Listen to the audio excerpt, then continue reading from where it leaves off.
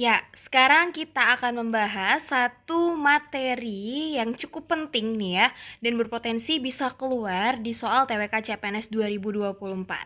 Oke, kita tahu bahwa pilar negara kita ada 4 teman-teman ya, salah satunya itu Pancasila. Nah, materi Pancasila sendiri itu salah satunya adalah kedudukan Pancasila. Makanya di video ini kita akan bahas dulu materinya tentang kedudukan Pancasila dan kita akan lanjutkan dengan soalnya. Langsung aja kita masuk ke materinya. Oke, ya kedudukan Pancasila ini ada banyak banget teman-teman ya. Kita lihat yang pertama sebagai dasar negara. Nah, kata kuncinya ini yang aku hitamkan teman-teman ya, yang aku tebalkan.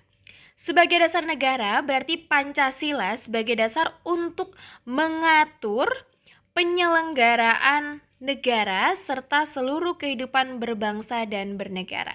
Jadi cakupannya itu negara, teman-teman ya. Oke, kemudian yang kedua, sebagai pandangan hidup. Artinya Pancasila diaplikasikan ya menjadi pedoman dalam kehidupan sehari-hari. Oke, lanjut kedudukan yang ketiga sebagai jiwa bangsa. Maksudnya gimana, Kak? Ya, teman-teman, sebenarnya Pancasila itu nggak serta-merta kucuk-kucuk hadir ya. Tidak. Ternyata sudah ada sejak zaman Sriwijaya dan juga Majapahit. Ya, nah sementara Pancasila itu sendiri telah ada dan menjadi jiwa sejak adanya bangsa Indonesia. Jadi memang lahirnya tanggal 1 Juni, ya, tapi sesungguhnya sudah menjadi jiwa sejak adanya bangsa ini, teman-teman. Contohnya ketika zaman Sriwijaya dan juga Majapahit ya, ada dua agama tapi bisa hidup berdampingan. Gitu ya. Kemudian kedudukan yang keempat, kepribadian bangsa. Pancasila diwujudkan dalam sikap mental, tingkah laku, serta perbuatan. Sikap mental dan tingkah laku yang dimaksud adalah bangsa Indonesia mempunyai ciri khas yang membedakannya dengan bangsa lain. Namanya kita punya kepribadian, kita punya ciri khas yang membedakan bangsa kita dengan bangsa lain. Contohnya gimana? Ya, kita punya beragam budaya, beragam agama.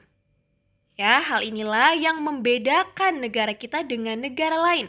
Negara kita multikultural, teman-teman. Oke?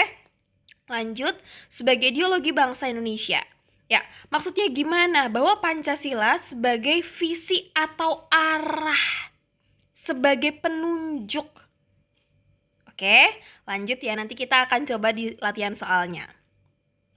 Kemudian sebagai sumber dari segala sumber hukum. Ya, segala peraturan perundang-undangan yang berlaku dan dijalankan di Indonesia harus bersumber dari Pancasila atau tidak bertentangan dengan Pancasila.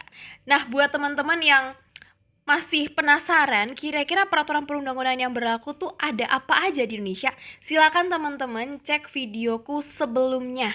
Ya, ada bahasan tentang soal penerapan Undang-Undang Dasar 1945. Di situ ada tata urutan peraturan perundang-undangan. Artinya semua peraturan yang berlaku di Indonesia itu harus bersumber dari Pancasila. Kemudian, sebagai cita-cita dan tujuan bangsa. Ya, cita-cita dan tujuan. Kalau cita-cita negara kita itu ada di alinea kedua Undang-Undang Dasar 1945 ya. Merdeka, bersatu, berdaulat, adil dan makmur ya.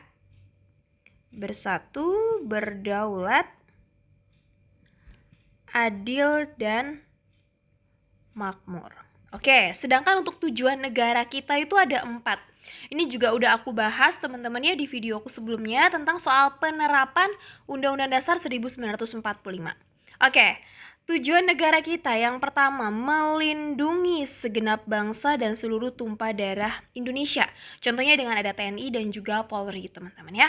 Kemudian yang kedua, memajukan kesejahteraan umum. Yang ketiga, mencerdaskan kehidupan berbangsa. Dan yang keempat, ikut melaksanakan ketertiban dunia. Ya, oke. Nanti ketika ada soal ya yang menyinggung tentang misalkan tentang pendidikan ya itu kan bisa mencerdaskan kehidupan berbangsa. Maka Jawabannya lebih kepada Pancasila sebagai cita-cita dan tujuan bangsa ya, karena tujuan bangsa kita salah satunya adalah mencerdaskan kehidupan berbangsa ya. Kemudian sebagai perjanjian luhur. Perjanjian artinya ada kesepakatan ya. Nah, kesepakatan ini dilakukan pada tanggal 18 Agustus 1945 ketika PPKI memantapkan dasar negara Pancasila secara konstitusional dalam pembukaan Undang-Undang Dasar 1945 ya. Oke, kemudian sebagai falsafah hidup. Pancasila mengandung nilai dan juga norma yang diyakini paling benar, paling baik, teman-teman. Oke, kemudian yang terakhir, sebagai paradigma dalam pembangunan. Jadi, pembangunan nasional yang ada di Indonesia itu harus berlandaskan pada sila-sila Pancasila, ya. Harus mementingkan kesejahteraan rakyat, kemudian keadilan, ya, kemudian kemanusiaan, ya, kemudian juga demokratisasi. Oke ya, jadi harus tetap diperhatikan teman-teman ya, termasuk juga dari aspek lingkungannya ya. Nah, ini adalah ringkasan teman-teman dari kedudukan Pancasila. Nanti teman-teman bisa lihat, dan ketika misalkan masih kurang paham, masih bisa mencari referensi-referensi lainnya ya. Ini adalah intinya, silakan teman-teman pahami baik-baik. Oke, kita sekarang coba masuk ke soal yang pertama ya. Indonesia adalah negara yang kaya. Banyaknya pulau-pulau yang membentang di tanah air kita menyediakan berbagai macam sumber daya alam, baik dari darat maupun lautnya. Tak hanya itu, keberagaman Indonesia juga terasa dalam kehidupan masyarakatnya. Sebagai salah satu negara kepulauan terbesar di dunia, Indonesia menyimpan keanekaragaman suku dan budaya. Meski hidup dalam keberagaman suku dan budaya, masyarakat Indonesia tetap berusaha menjaga persatuan layaknya semboyan bangsa yang sering kita dengar, Bhinneka Tunggal Ika. Pernyataan di atas merupakan penjelasan kedudukan Pancasila sebagai di sini berbicara tentang kondisi Indonesia yang beragam, suku budaya. Artinya teman-teman, Pancasila sebagai apa? Pancasila sebagai kepribadian bangsa ya. Jawabannya adalah yang D. Karena hal ini yang membuat Indonesia itu ciri khas ya, berbeda dengan bangsa yang lain. Kita lanjut soal berikutnya ya. Indonesia memiliki Polri untuk keamanan publik dan TNI sebagai alat pertahanan. Polri bertugas sebagai pamong sekaligus aparat penegak hukum di kalangan masyarakat. Sedangkan TNI difungsikan untuk menjaga keamanan dan ketertiban serta menghadapi gangguan dari dalam maupun luar negeri.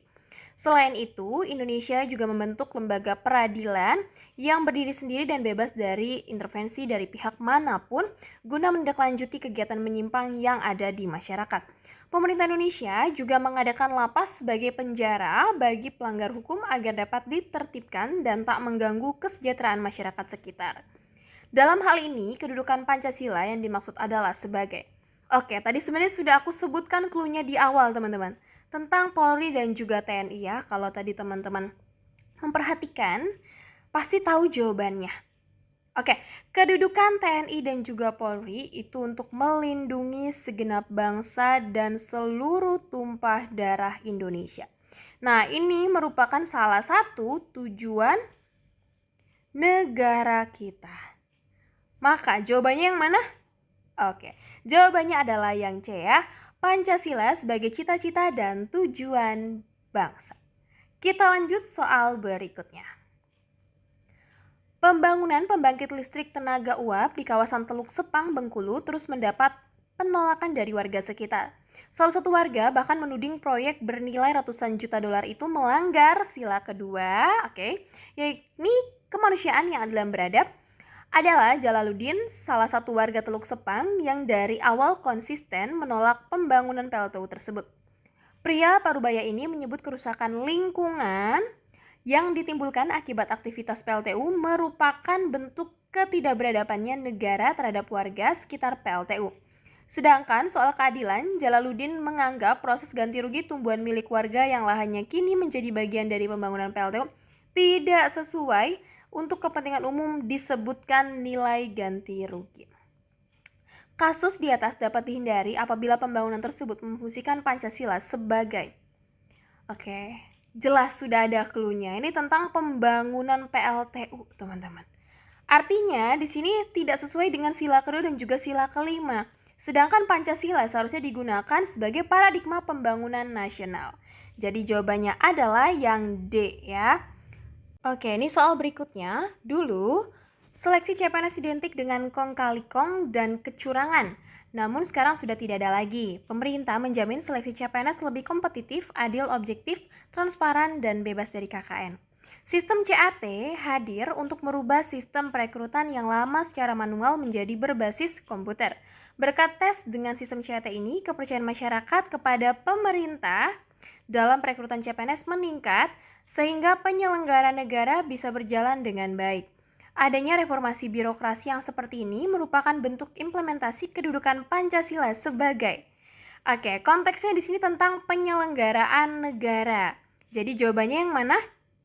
Jawabannya jelas yang B ya. Pancasila sebagai dasar negara. Nanti teman-teman lihat lagi tadi di materi ringkasannya ya. Soal berikutnya. DPR merupakan lembaga pembentuk undang-undang. Bersama dengan Presiden, kedua lembaga ini membahas bersama setiap adanya usulan undang-undang baru.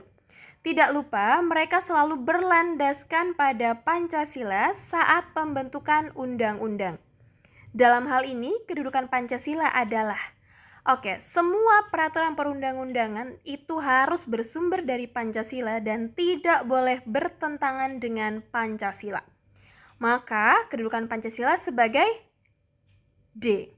Sumber dari segala sumber hukum. Untuk teman-teman yang ingin tahu tata urutan peraturan perundang-undangan, bisa lihat di videoku sebelumnya ya tentang soal penerapan Undang-Undang Dasar 1945. Ya, soal berikutnya, Wakil Ketua MPR 2019 lalu, Ahmad Basarah, mengajak segenap bangsa Indonesia saling hormat-menghormati di antara sesama pemeluk agama yang akan merayakan hari besar agamanya, termasuk memberikan kesempatan dan penghormatan saudara-saudara kita umat Kristiani untuk merayakan hari Natal dengan tenang dan damai. Tidak hanya itu, dalam kehidupan sehari-hari, sikap ini harus selalu diterapkan. Hal ini sesuai dengan kedudukan Pancasila sebagai dalam kehidupan sehari-hari. Berarti Pancasila berkedudukan sebagai pandangan hidup. Konteksnya kehidupan sehari-hari. Sekian dulu teman-teman materi dan juga soal ya tentang kedudukan Pancasila. Silakan teman-teman cari lagi referensi materinya dan perkuat lagi untuk latihan soalnya. Terima kasih sudah menonton, jangan lupa like dan juga subscribe dan nyalain tombol loncengnya biar teman-teman gak ketinggalan videoku berikutnya. Terima kasih dan salam sukses.